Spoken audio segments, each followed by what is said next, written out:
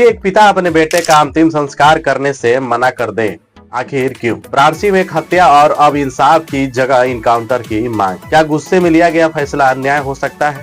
वाराणसी के UP college से एक ऐसी खबर सामने आई है जिसने हर किसी को झकझोर कर रख दिया है।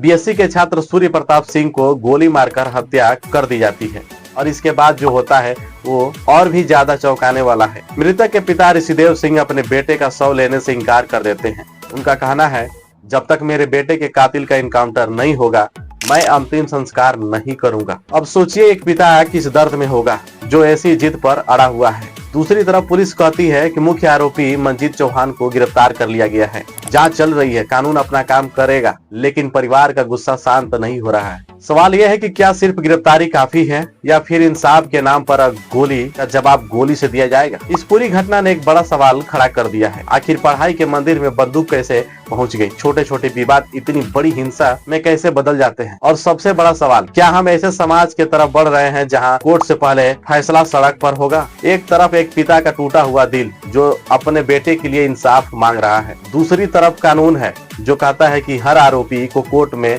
सजा मिलनी चाहिए। लेकिन इन दोनों के बीच जो टकराव है वही आज पूरे समाज के लिए चिंता का विषय बन गया है। सच यही है, एक पल के गुस्से ने दो परिवार बर्बाद कर दिए। एक ने अपना बेटा खो दिया और दूसरा पूरी जिंदगी भर उस गलती की कीमत चुकाएगा। अब देखना यह होगा कि इस मामले में आगे क्या होता है। क्या परिवार अपनी जीत छोड़ता है या फिर यह मामला और बड़ा रूप लेता है? और अब सवाल सीधे कानून व्यवस्था पर भी खड़ा होता है। उत्तर प्रदेश में जीरो टॉलरेंस की नीति की बात बार बार कही जाती है, लेकिन जब पढ़ाई के माहौल में ही गोलियां चलने लगे तो फिर ये सवाल उठना लाजमी है कि आखिर सुरक्षा के दावे जमीन पर कितने मजबूत है।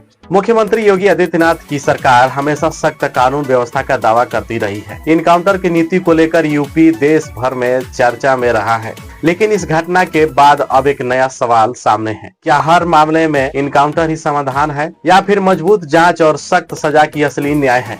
लोग ये भी पूछ रहे हैं कि आखिर कॉलेज जैसे संवेदनशील जगहों पर हथियार पहुंच कैसे जाते हैं? क्या सुरक्षा में कहीं न कहीं चूक है? अगर आज एक छात्र मारा गया तो क्या कल कोई और भी इस हिंसा का शिकार हो सकता है? सरकार और प्रशासन के सामने अब दोहरी चुनौती है। एक तरफ पीड़ित परिवार को न्याय दिलाना और दूसरी तरफ कानून का पालन करते हुए पूरे सिस्टम पर भरोसा बनाए रखना। अगर कहीं भी जल्दबाजी या दबाव में फैसला लिया जाता है तो उसका असर पूरे समाज पर पड़ता है। अब निगाहें सिर्फ पुलिस की कार्रवाई पर नहीं बल्कि सरकार के अगले कदम पर भी है। क्या इस घटना के बाद कॉलेजों की सुरक्षा बढ़ेगी? क्या युवाओं में बढ़ती हिंसा को रोकने के लिए कोई ठोस कदम उठाया जाएगा या फिर ये मामला भी कुछ दिनों की सुर्खियां के बाद ठंडा पड़ जाएगी? यही वो सवाल है जिसका जवाब आज हर आम नागरिक जानना चाहता है और शायद यही इस पूरे मामले का सबसे बड़ा सच भी है। लेकिन आप लोग क्या सोचते हैं कि उत्तर प्रदेश में कानून व्यवस्था ठीक है या फिर गुंडा माफिया धीरे धीरे लौट रहा है?